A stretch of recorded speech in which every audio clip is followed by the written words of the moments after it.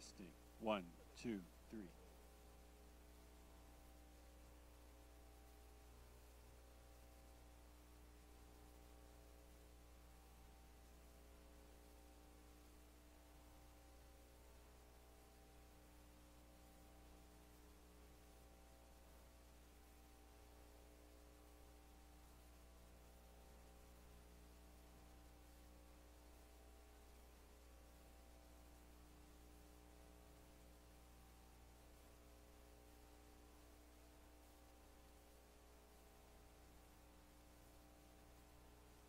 Testing. One, two, three. Testing. One, two, three. Testing.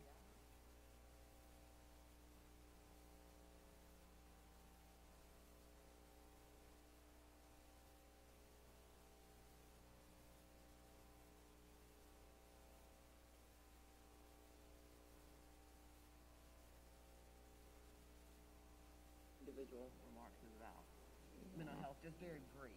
Yeah, I Okay. sent my bio. Yeah, I sent my bio too. Okay.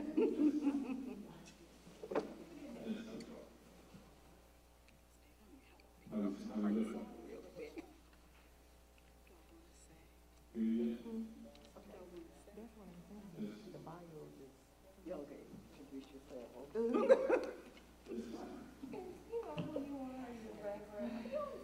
No, whatever you wrote in that bio, No, say no, it. but listen, I got it right here. You know what? A copy of mine.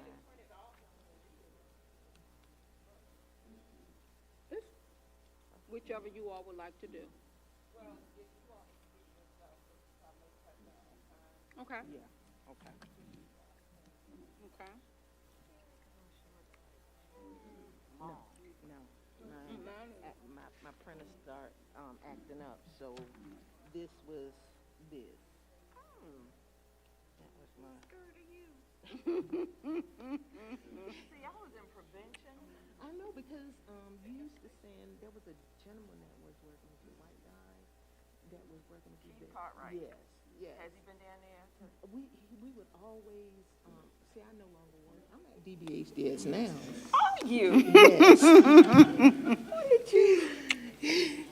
did you So come to I stopped. DBHDS? I stopped direct services in November of last year. Okay. Yeah. and That's so, why we yeah. haven't met. Yes. Because yeah. I left in July, but I was Right.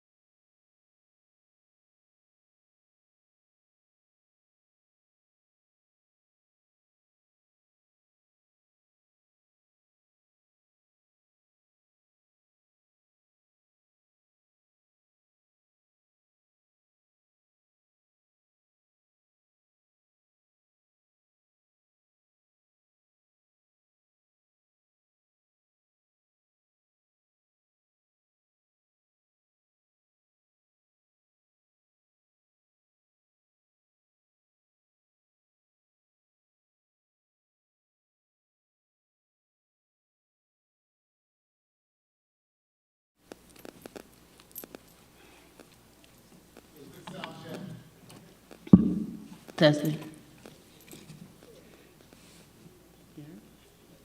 Testing, testing. Testing, testing. Testing. Testing. Testing. Testing. Testing. Testing.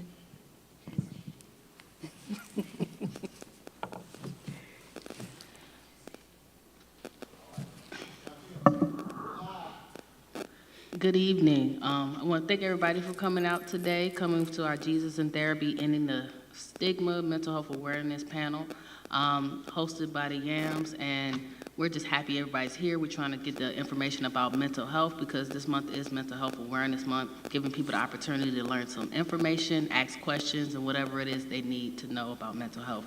We have some prepared questions for the panel already, and at the end, we will end the streaming to answer anybody in the room any questions, so you can have a safe space to do so.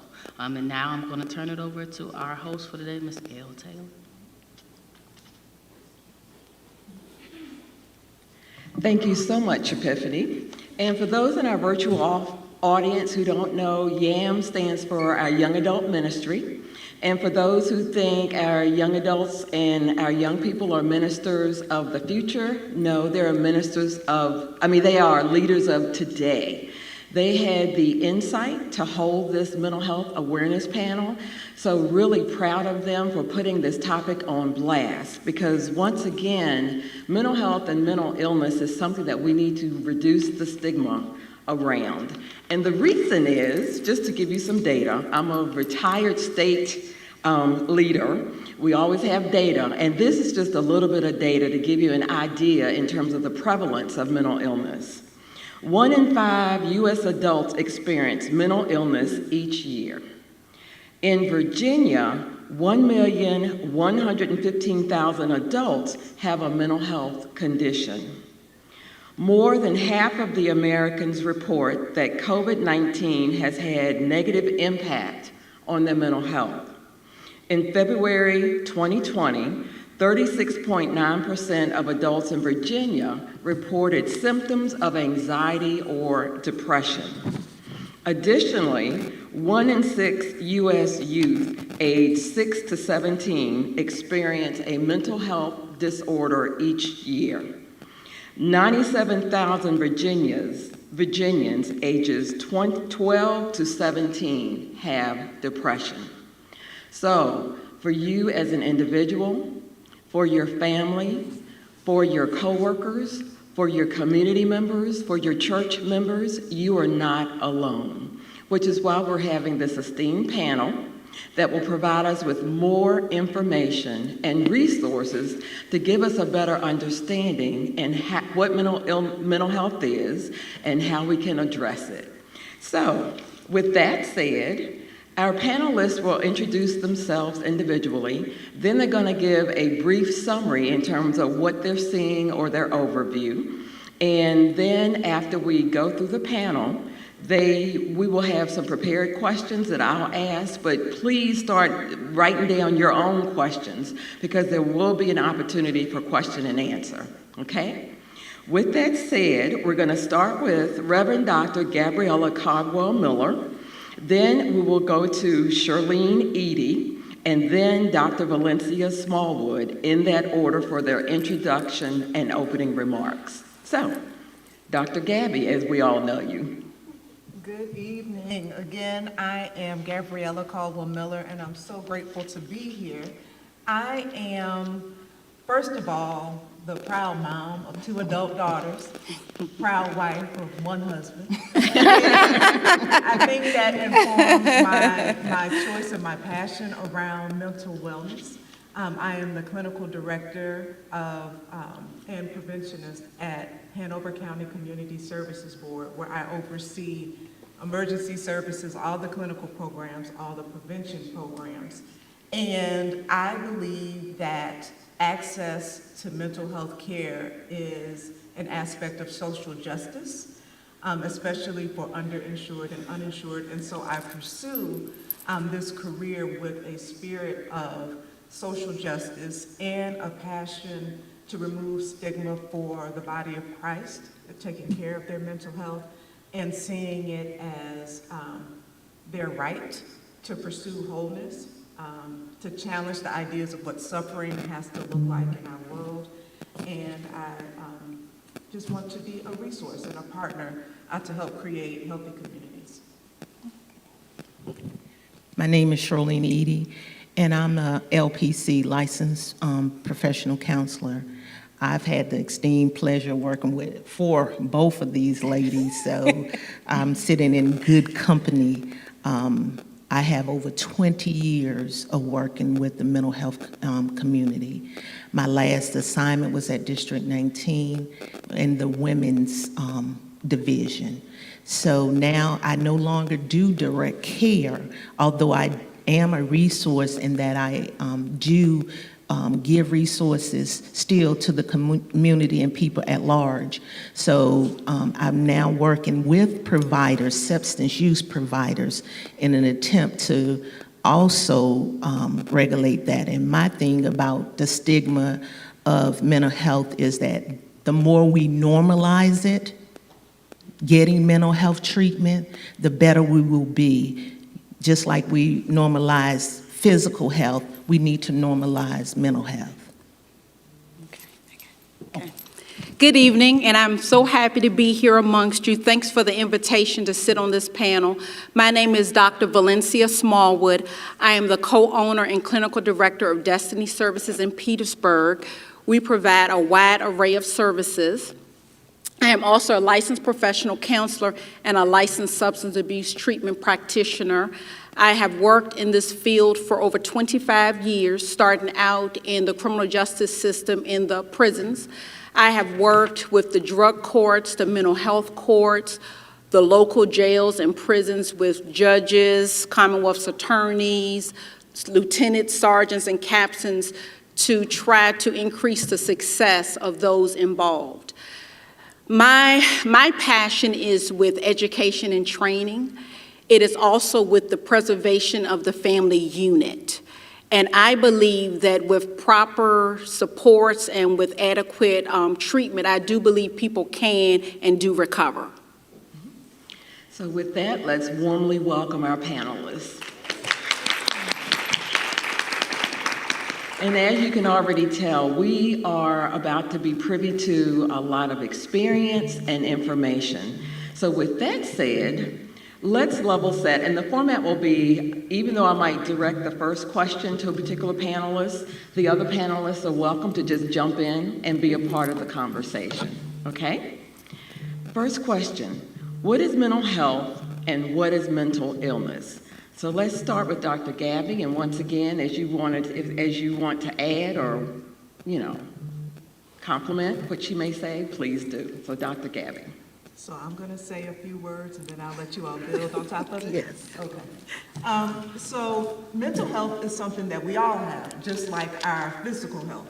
Mm-hmm. And it can vary in degrees of goodness of health or not so greatness of health.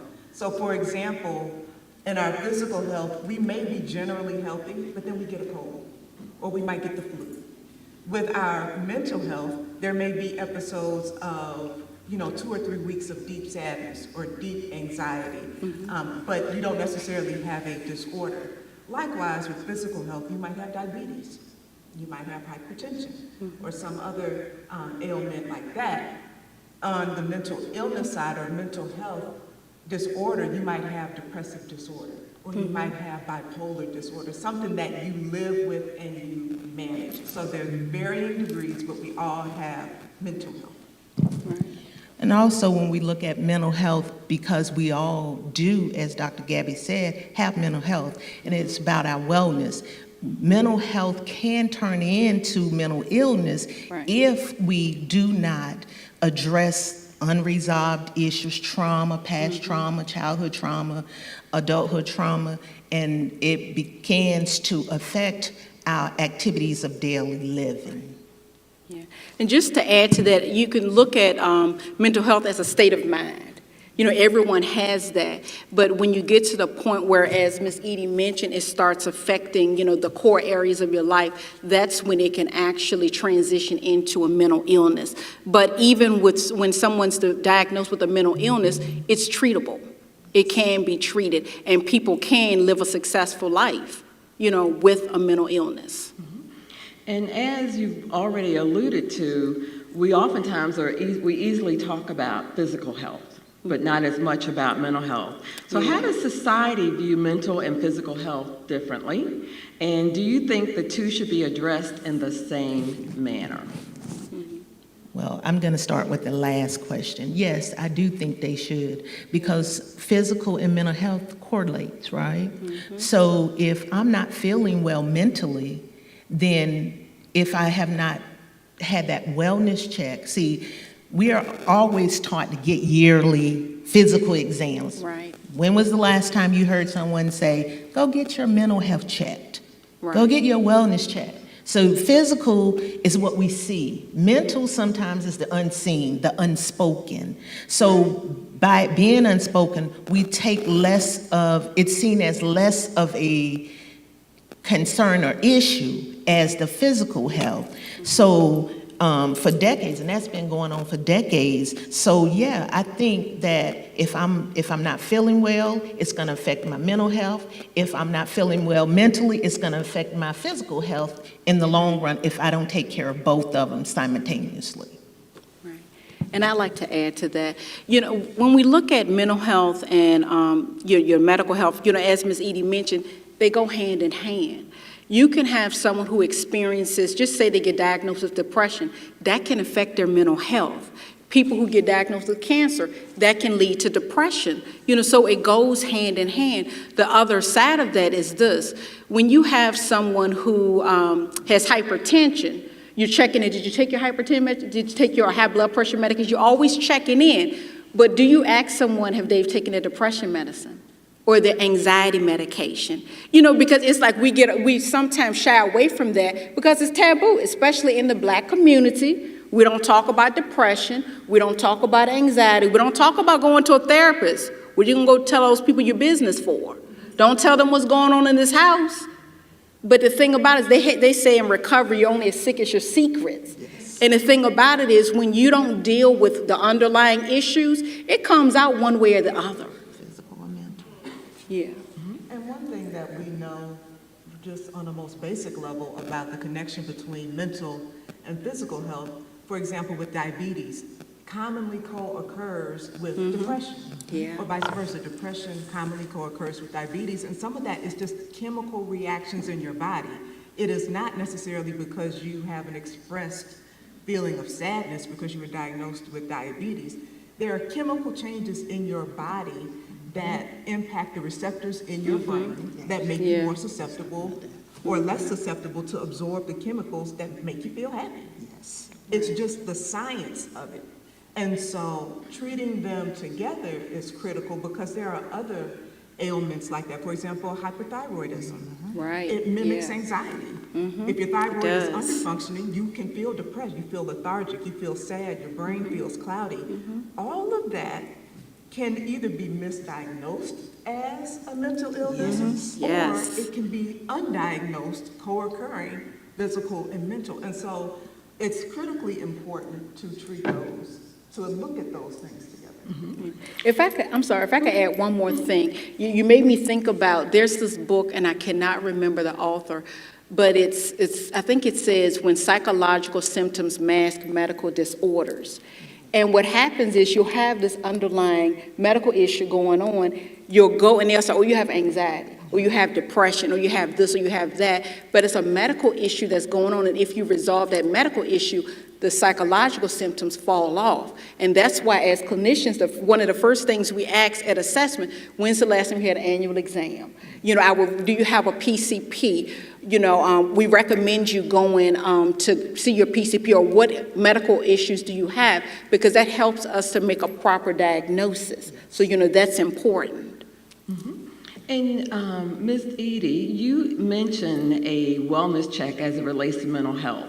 What might some of those questions be as a part of that wellness check?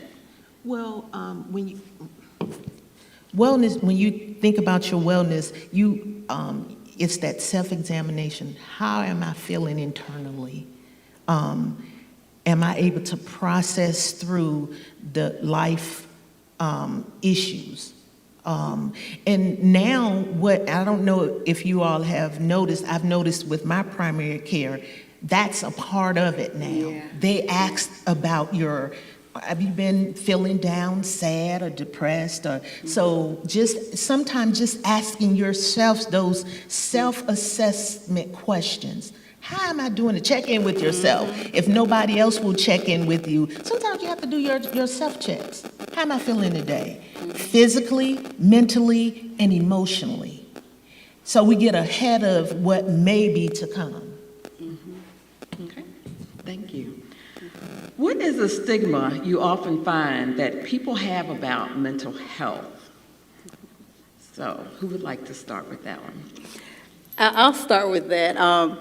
I worked at we both worked at District 19, and I was actually talking to Ms. Edie on last night, and I talked about how, we worked at the downtown location of District 19, and when I was doing a substance abuse group, and one of the guys, he was talking about how it took him so long to come and get treatment. And when we, dug into that a little bit, he admitted, he said, well, I didn't want to come to this building. And I was like, why didn't you want to come to the building? He said, because this is known as the crazy building. And I was like, whoa. And I had worked there for years, but I didn't know that it was called the crazy building. And he said, so I didn't want to come down because I didn't want people to see me in this building and think that I was crazy.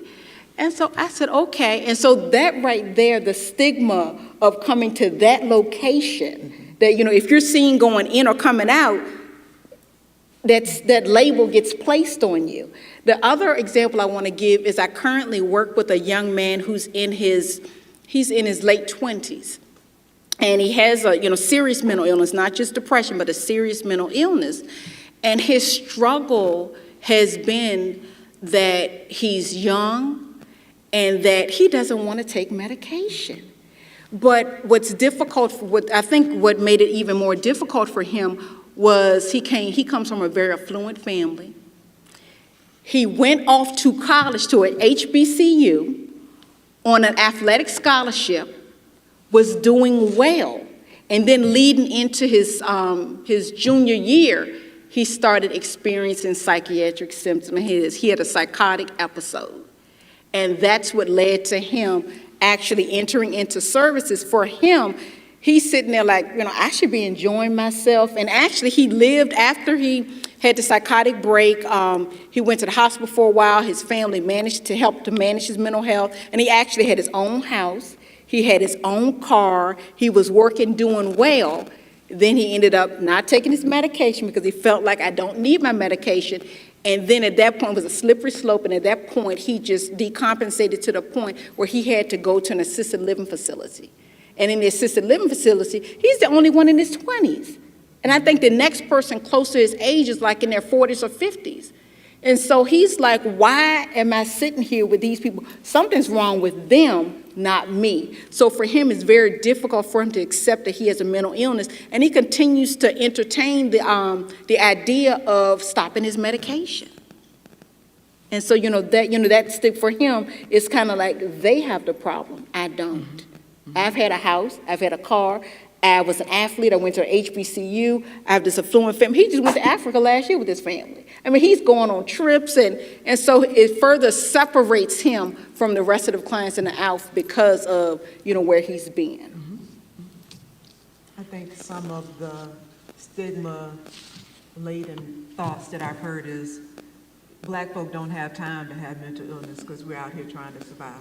Mm-hmm. So on the one hand, almost that badge of honor of, look at us, we've been through so much, we don't even have time for that. So that's one piece. And then what will I say? The superficial understanding of Scripture in terms of if I have faith or if I am saved, I will never get sick, mentally or physically, but more mentally. If I'm reading, praying, and all of those things the correct way, then the enemy's not going to get in my mind and I'll be fine. And not having enough spaces where we are really diving into the existence of mental illness and the complexity of the problems in this world in light of who God is.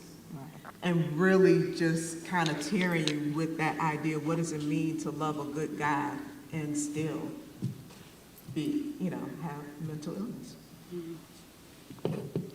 And also to also know that it's okay to receive help for the mental illness. It's not talked about as much as physical illnesses are talked about. So it's that old taboo. Keep it under wraps. Don't tell anybody if you're experiencing that. So when you look at the stigma that people place on mental health, it isn't a surprise to me that why people don't go for treatment, why they don't seek treatment. Or they're crazy, all the stereotypes, or they loony, or they, all those things that you've heard and been perpetuated throughout society. That's why that keeps people in that position that, no, it's nothing wrong with me.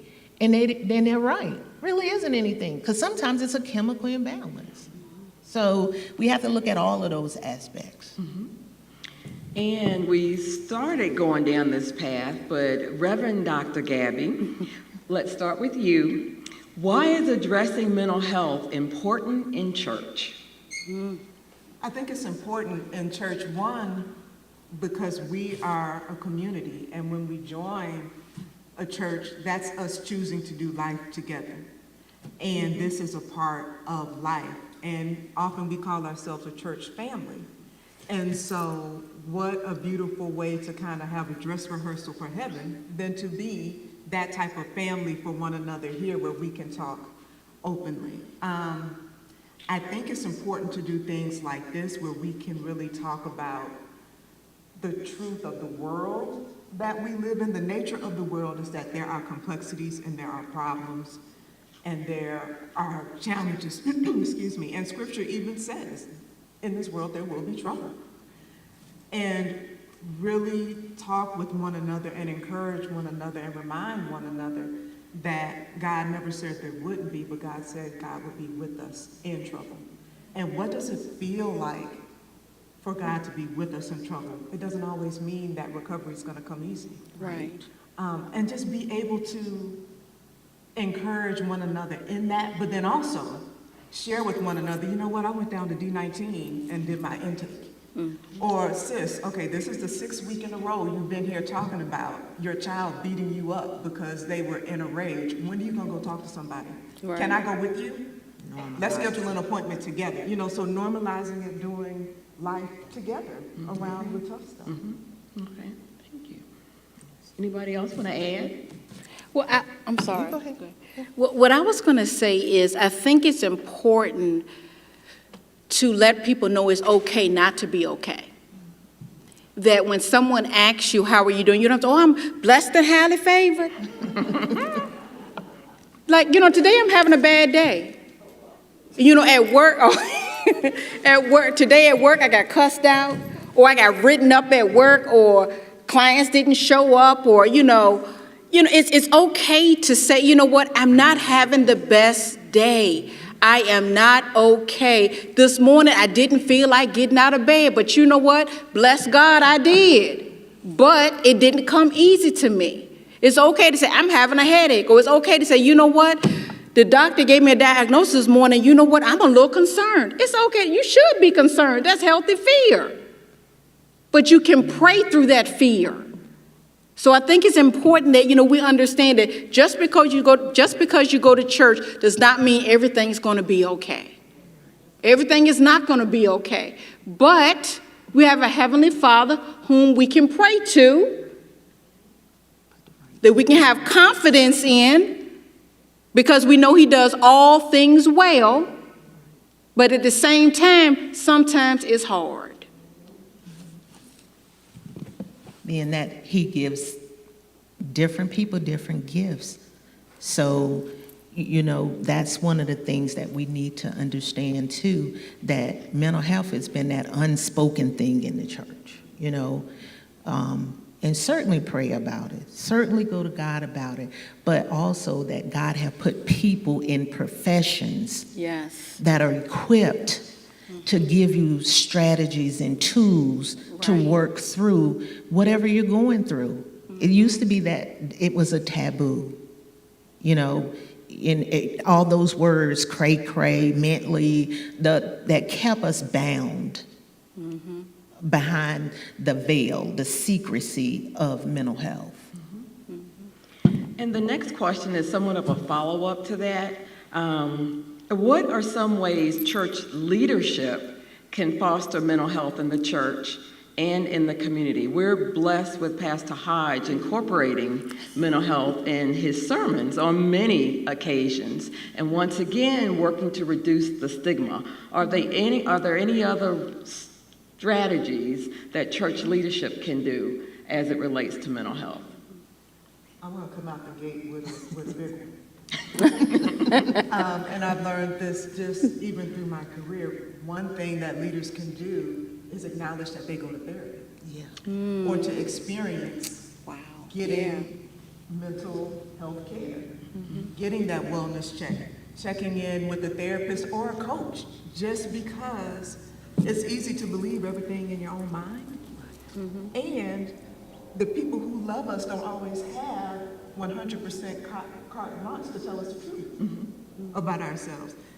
There's power in having someone who does not know you and is not invested in who you are to hear you and to hear your heart and to be able to tell you the truth. And I think the more I hear pastors and church leaders get up and talk about their experiences sitting on that couch, it has just been a watershed moment for their congregations, because now you can have a whole different set of conversations. And just like Dr. Gabby is saying, is normalizing it, making it like, just like you go for your normal checkups. It's okay. At some point in everybody's life, we experience some kind of difficulty where we feel like it's that we can't handle it on our own. And the stigma of not in the church, you know, people don't talk about it. So we kind of brush it under the rug. And all the while, we have people that are suffering in silence because they think that if I go to a therapist, then I don't have faith. No, that's the biggest misconception that has been spread. So I'll take it. So those midnight closet hours are not helping you. Come out the closet and go to the therapist. Yeah. Seek somebody. It's nothing wrong with it. What is wrong is harvesting it inside, and your mental starts to affect your physical. And now we have two areas that we have to attend to, other than the one, if we will get that taken care of. And I would say, of course, this is a perfect example of, you know, what leadership can do, you know, having an open forum, you know, making it okay to say that I'm not okay, as I said before. And I think also literature, having literature available, not just Mental Health Awareness Month, but just having literature available, having resources available, having a resource manual that maybe has some therapists in the area that someone can seek out. I think also, I know, talking about it from the pulpit. Yeah, normalize. Yeah, talking about it from the pulpit, because, you know, you have a captive audience on Sunday mornings. You know, just talking about it. And, you know, I was thinking about, I think it was Paul, and if I have this wrong, please correct me. But I think it was Paul, and he was saying something about feeling despondent or whatever, and, you know, praying about it, and then Titus comes. That's the end. That's a therapist. That's somebody coming to talk. It's kind of like, I can pray to God, but sometimes God sends people to you to talk to you about stuff. Just like you go to the doctor when you have an ache, you go to a therapist when you have something going on mentally. So we have to remember that the Bible talks about being depressed. The Bible wouldn't keep saying, be encouraged. if there were not going to be moments where we needed encouragement. And I think we have to remember, a lot of stuff is in the Bible. I think sometimes we sit up here, and I remember Bishop Glenn, he used to always say, sometimes we're so heavenly bound with no earthly good. And I think sometimes we don't take the Bible at its word. The Bible talks about that there are going to be hard times. We're going to need encouragement. There's going to be some depression, and that we have to rely on each other. The Bible talks about that, and we have to remember that. And this next question links to this as well. I know in historically trained therapists, spirituality and faith were not discussed, or you weren't trained, or you were trained not to talk about it. So, how do you think, except in the substance use disorder field, they would tie in spirituality, but not so much when it comes to mental health. How do you think faith plays a role in mental health? Well, let's just say faith and spirituality play a role in mental health and in the treatment of mental health disorders. You want me to read that one again? You got it? Okay. I experienced this in my doctoral program, that I had to do a lot of proving that there was a valid link between theology and psychology and spirituality. And especially if spirituality is important to the client that's sitting in front of me. And whether that be, I believe in trees, I believe in Buddha, they believe in something bigger than themselves. Right. That's important because that informs people's belief of what can be. That I don't always have to be like this. And I don't always have to feel like this, because what the literature also shows is that what we believe is true in many instances. So if I believe I'm well, I'm going to behave myself into a greater sense of wellness. If I believe that life is awful, my brain will point me in a direction to confirm what I want to believe, which is awfulness. So wherever we point our brain, our thoughts and our emotions and our feet will follow. And so for people who have a spiritual grounding, when they believe, okay, there's hope, they start to make choices that are consistent with having hope. And that makes a difference. Well, I've used a client-centered approach, and that means if for the client, if spirituality is the basis or the foundation of their wellness, then that's where we go. They create the treatment plan. I just write it. And so for them, if they say that my faith is important and my faith is what helps me, then that's what we talk about. I don't lead them because I'm not providing spiritual counseling. But at the same time, if they go there, like they'll say, isn't there a scripture that says so-and-so? I can tell them what they've asked me. So I can tell them, yeah, there's a scripture that says so-and-so. It's found in this book, I can tell them that. But I just can't go in and say, okay, today, let's pull out your Bible. I can't do that. But where they lead, I follow. Now, I will say on the flip side, there is something called toxic faith. And toxic faith looks like, God told me that all doctors are evil, and that if I have faith, I will be, because of my faith, I'll never take any medicine, and I'll never do X, Y, and Z, and I'll never talk to these people or visit those people. And it's faith almost to the point that they are creating harm in their body. That is something we look at a little bit differently. So I do want to make that distinction. It's important to have faith of healing. It's also important to base that faith in, and I don't want to sound judgmental, but building the faith in something that is life-giving. So if you eat a pig feet sandwich and you don't take your hypertension medicine, but you have faith that I'm not going to go to the doctor because I have faith. I'm not going to take this medicine. I'm just going to eat this pig feet sandwich 3 days in a row. I'm going to be fine. That's not going to work. It's not going to work. And so there's the equivalent of that thinking on the mental health side. And sometimes we see it with individuals who have serious mental illness. Yeah. Their psychosis can be linked with religious content. For example, God told me to save you from the harms of this world, so I'm gonna actually harm you because I need to get you out of this world because it's really bad. You know, so I do want to be clear and address that some people can be so religious in their Religiosity, belief yep. that they kind of lose touch with reality. Yeah. Ms. Edie, did you want to add anything, or?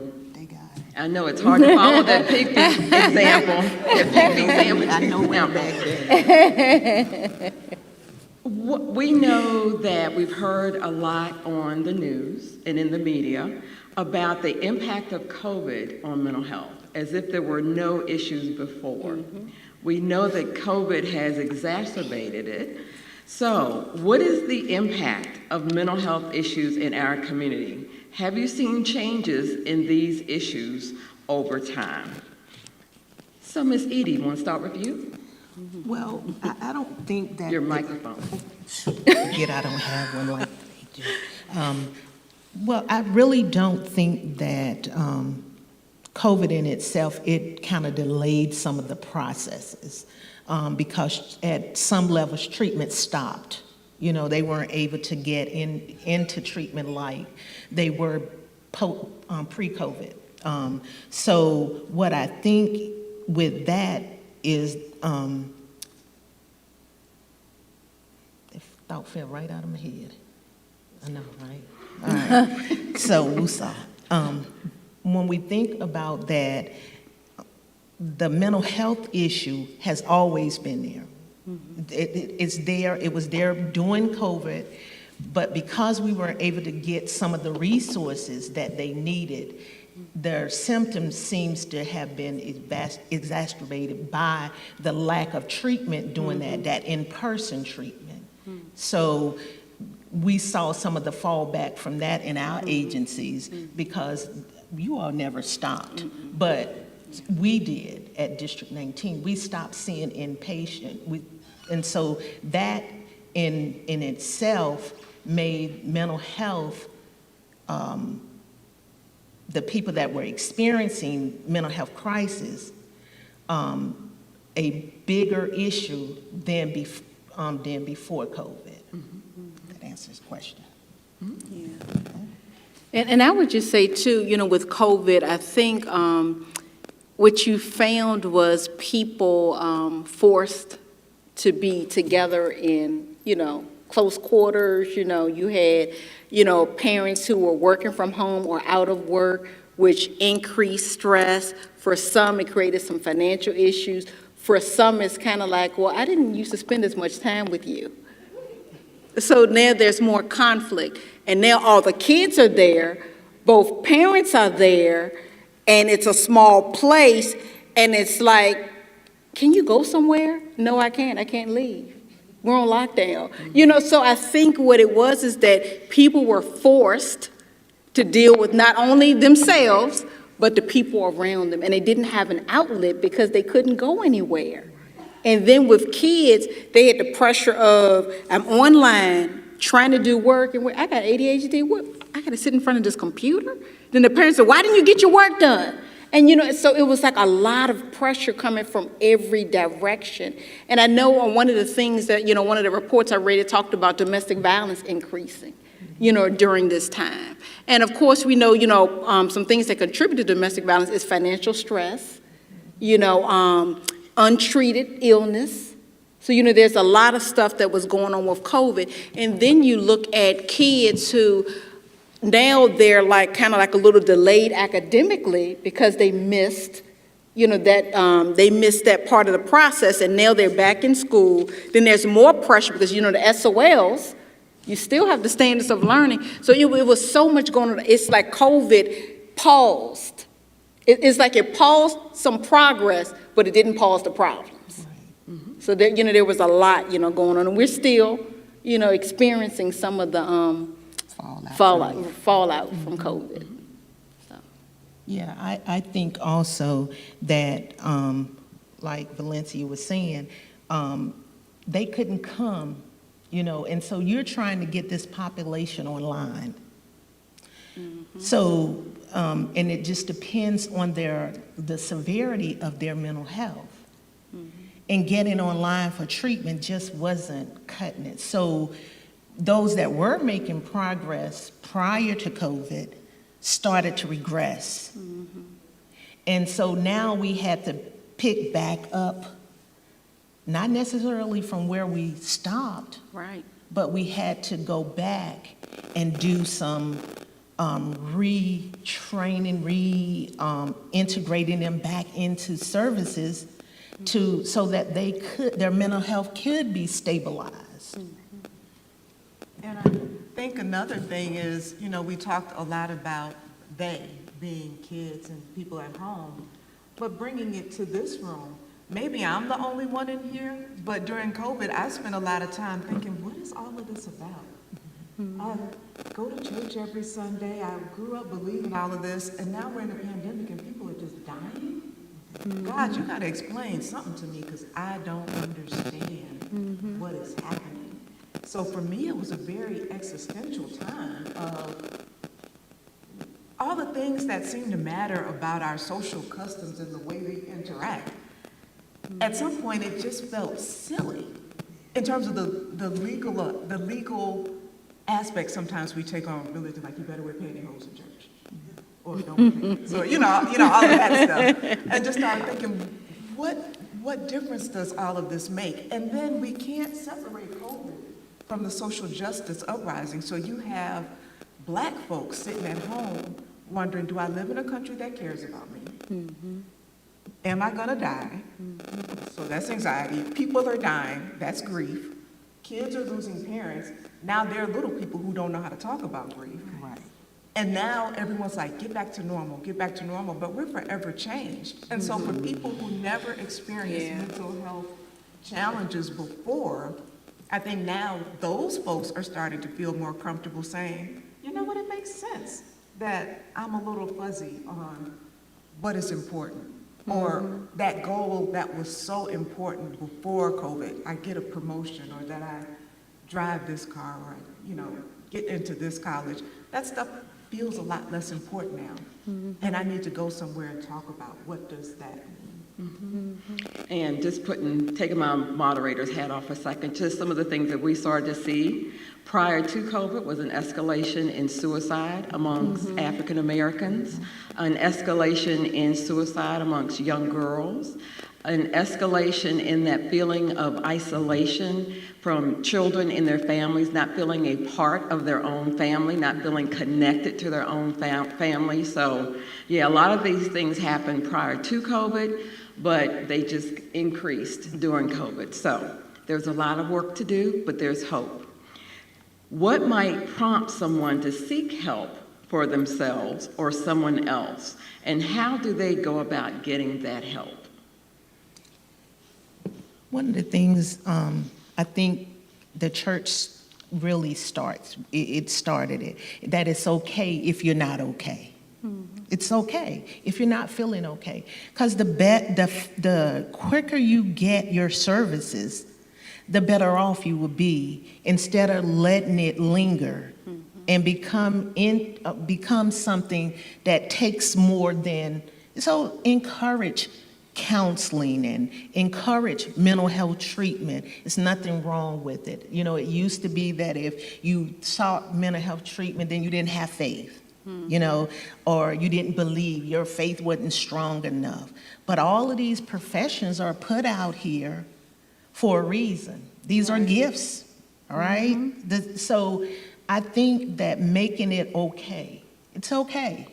It's okay to say, I don't understand what I'm going through right now, and that I may need a little bit of assistance. I may need a little bit of help. It's not, you don't have to feel like I gotta slip in a door of a counseling office.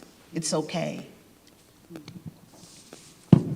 I think a couple of concrete things. If you go for a 2-week period and all of a sudden you're having trouble sleeping, so 2 weeks, you're waking up in the middle of the night, can't go back to sleep, or you're having difficulty falling asleep, and that's never been a problem for you, that's something to notice. If you notice that you're suddenly crying a lot and you never just spontaneously burst into tears before, if that's happening more than, a couple times over a 2-week period, that's something to think about. If people are coming to you and giving you feedback of either you're forgetting things or you're snippy and you're kind of snapping on people, and that's not your typical personality, so getting angry, losing your temper, not being able to concentrate on the things that you love to do, typically you no longer are interested in anymore. Those are all subtle signs that maybe there's something either you're not talking about or that there's something chemical going on. And there's some others. What are some other things that we tell people to look for? When you talked about like not sleeping well, it could, or you're sleeping too much. Yes. It could be on the flip side that you're, sleeping too much, or it could be that maybe some things, you used to be able to do some things with, no problem, and now it's more and more difficult, or you don't have the motivation to do certain things. When you see those things happening, that's an indicator that, there's something going on that maybe you need professional help. And I thought about, you asked about why somebody, initiates help or seeks help. My first thought was when the pain becomes unbearable. Because I know, we used to hear, I did a lot of work in substance abuse. We used to always hear in the rooms, I was sick and tired of being sick and tired. But the thing about it is when the pain because people live with pain. Physical pain and emotional pain. People live with it. They adjust. They just learn to just live with it. It becomes a part of life. But when it gets to the point where the pain is, it becomes unbearable and they just can't do it anymore, then they reach out for help. And I know I used to always hear, can't remember who said, they used to always say, your way didn't work. And if your way didn't work, why don't you try somebody else's way? Because maybe that will. And if you are the strong friend in your friend group, you probably need to go visit a therapist. Yeah. Because you're carrying so many people's burdens. That's true. And a lot of times you're not going to acknowledge to yourself that it gets too heavy. But I know for us up here, we've had a career in holding other people's challenges. If we didn't go to therapy, we would be running around swatting flies that are not here. At some point, we have to go, because we have our own family of origin issues, and we have just our own things that we live with. And God has gifted us with the ability to take on and to hear other people's hurts so that they can move forward and support them. So if you're the strong friend, you probably need a therapist. So who do I call to get help? If I need help, who can I call? Where can I call? Well, I do have some handouts up here where it has, information. Y'all know the new, 988 is y'all know the suicide crisis line. Also, you have NAMI. NAMI is out there. And I wanted to bring a NAMI resource book, but I did not request copies in time. So I worked it out with Ms. Edie. I am scheduled to pick up some copies on tomorrow, and I will give to her, and she will bring to the church so that you all would have it. Also on this resource sheet, there's the local community services board, especially if you don't have insurance. So I have all of it. It has their address, their phone number, and also has the emergency services number as well as the website. So I do have that. And I also have a brochure if you're ever in Petersburg and you want to come to Destiny Services. I have that information as well. And I also have ordered the same thing she did, so. Oh, okay, we're good. We're good. And I know you all have questions that you might want to ask, or if you want to write them down, and Epiphany can pick them up from you and bring them up to me, and I'll read it.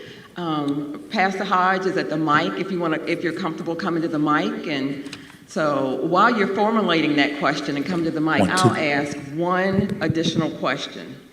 Trauma, adverse childhood experiences. How do those things impact you as an adult? And could that be a link to the situation, the feelings that I'm having, the physical illnesses that I'm having, et cetera? So what role does trauma play? Trauma plays a huge role. And sometimes we don't even realize that we've been traumatized. You know, sometimes we forget it, or sometimes we don't recognize it as trauma. We just see it as that's just what happened in our house. That's just how we dealt with stuff. That's just how we live. But you mentioned adverse childhood experiences, and we briefly talked before we started streaming, but part of my dissertation research was on the impact of parental conflict on children well into adulthood. And one of the studies I looked at, it was Duke, and they talked about how they saw that with, I think it was like 40,000, they polled, it was like 40,000 patients who had come in, and what they found was of those 40,000 clients, the majority of them had at least 2 adverse childhood experiences, with one of them being parental conflict, exposure to parental conflict or violence. So adverse childhood experiences has a huge impact on, you know, the way we live our life well into adulthood. And I think it's important to consider when we look at trauma, growing up impoverished now is recognized as a form of Yeah, trauma. it is. The loss of a parent in early life. If you watch the news, I used to be a news junkie, so I would watch it when I woke up at, 6. If I was home during it, I was watching at noon, 5, 6, 11, CNN in between. What we know now is taking in all of that information can cause secondary trauma. Yeah. And so we are walking around, as Valencia said, hurting and not even realizing we're in pain because we're so used to being activated at this high level, always nervous and anxious. And so the trauma of things that happen to us, but just the trauma of everyday life. Think about when there's some news story about, think back to George Floyd, or think back to those instances where they kept showing the images, or even all the way back to 9/11, where they kept showing the images over and over, and we're taking that in. Our brains don't realize that that's not happening to us. Right. So we're having the visceral and the chemical reaction as if we're